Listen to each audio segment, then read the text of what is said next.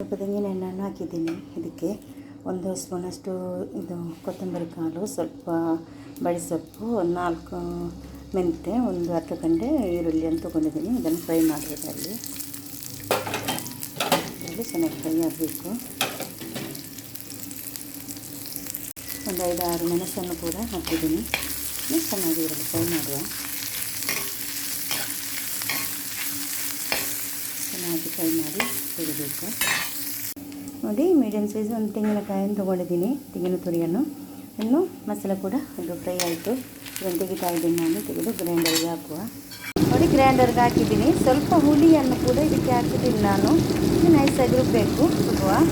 ಈಗ ಒಂದು ಕಂಡು ಈರುಳ್ಳಿ, 1 ಟೊಮೆಟೊ, ಒಂದು 4 ಎಸಳು ಬೆಳ್ಳುಳ್ಳಿ ಮತ್ತು 2 ಆಲೂಗಡ್ಡೆ ಇದನ್ನು ಕಟ್ ಮಾಡಿಟ್ಟಿದ್ದೀನಿ.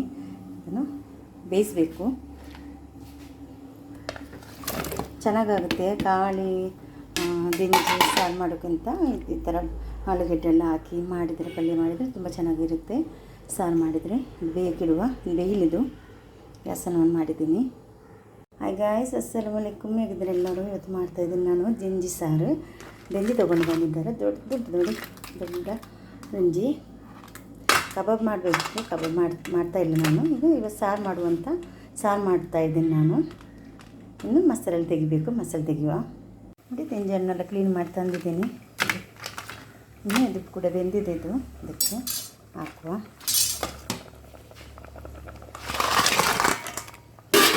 ಇದರಲ್ಲಿ ಬೇಯಬೇಕಿದೆ.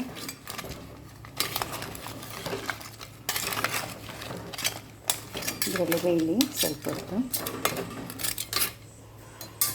ಇಟ್ಟು ಬೇಯಿಸುವ. ನೋಡಿ, ಹದ ಮಾಡಿ ಅಲ್ಲಿಟ್ಟಿದ್ದೀನಿ. ಉಪ್ಪು ಹಾಕಿದ್ದೀನಿ.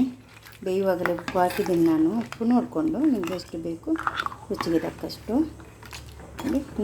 ನೋಡಿ ಎಷ್ಟು ದಪ್ಪ ಇಟ್ಟಿದ್ದೀನಿ. ಜಾಸ್ತಿ ತೆಳು ಇರಬಾರದು, ಯಾಕೆಂದರೆ ನೀರು ಬಿಡುತ್ತೆ ಜಾಸ್ತಿ ಅಲ್ಲ. ದಿಂಜಿ ಎಲ್ಲ ನೀರು ಬಿಡುತ್ತೆ. ಅದಕ್ಕೋಸ್ಕರ ಅದು ಅಲ್ಲಿಟ್ಟರೆ ಕುದಿಯುವಾಗ ಸರಿ ಬರುತ್ತೆ. ಎಷ್ಟು ತೆಳು ಇಟ್ಟಿದ್ದೀನಿ. ಚೆನ್ನಾಗಿ ಕುದಿ ಬರಬೇಕು. ಕುದಿ ಬರಲಿ.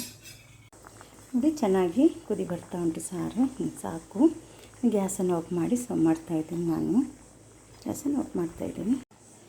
ನೋಡಿ, ನಮ್ಮ ದಿಂಜಿ ಸಾರು ರೆಡಿ ಆಯಿತು. ಆಲೂಗಡ್ಡೆ ಎಲ್ಲ ಹಾಕಿ ಮಾಡಿದರೆ ತುಂಬ ಚೆನ್ನಾಗಿ ಬರುತ್ತೆ. ತುಂಬ ಟೇಸ್ಟಾಗಿ ಕೂಡ ಇರುತ್ತೆ. ನೀವು ಕೂಡ ಮನೆಯಲ್ಲಿ ಟ್ರೈ ಮಾಡಿ ಮಾಡೋದಕ್ಕೆ. ವಿಡಿಯೋ ಇಷ್ಟ ಆದರೆ ವಿಡಿಯೋಗೊಂದು ಲೈಕ್ ಕೊಡಿ. ವಿಡಿಯೋ ಫ್ಯಾಮಿಲಿ ಫ್ರೆಂಡ್ಸಿಗೆಲ್ಲ ಕಳಿಸಿ. ಅವ್ರು ಕೂಡ ನೋಡ್ಕೊಂಡು ಅವ್ರು ಕೂಡ ಲೈಕ್ ಮಾಡಲಿ. ನಮಗೆ ಸಪೋರ್ಟ್ ಮಾಡಿ. ನಮ್ಮ ಚಾನಲನ್ನು ಸಬ್ಸ್ಕ್ರೈಬ್ ಮಾಡಿ. Thank you. Take care. ಅಸ್ಸಲಾಮು ಅಲೈಕುಮ್.